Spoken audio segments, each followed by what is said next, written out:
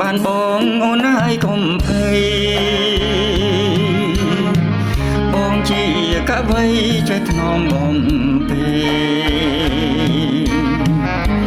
ទៅណាមកណាអូនមិនខ្មាស់គេអូនប៉ុននឹងដែរមានអីត្រូវព្រួយនៅជាមួយបងនួនល្អងកុំគិតចិត្តបងស្មោះពិនស្នេហ៍តែអូនមួយជួមគ្នាថ្មីរឿងអីត្រូវព្រួយមានញៀនគេជួយការពាររាល់ថ្ងៃ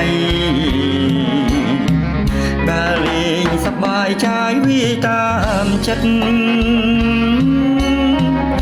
អូនហើយកុំកិនណាឆោមពិសីអូនជាបុប្ផារីកនៅក្នុងដៃបងជាកវី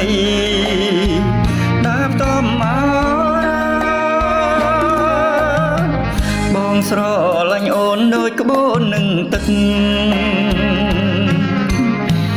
រាល់ពេលងាកត្រឹងនឹងឈ្មោះបផាបងយកឈ្មោះអូនលាក់ក្នុងចិន្តាព្រោះខ្លាចបុប្ផាមានគេបែងបាន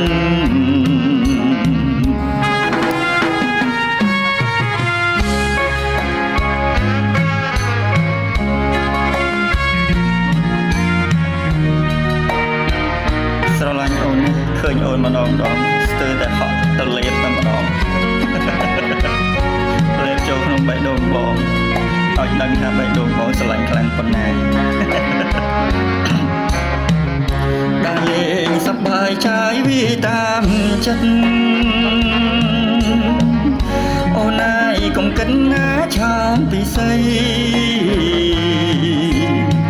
អូនជាបុប្ផារីកនៅក្នុងដៃបងជាកវីដាំងតំអរ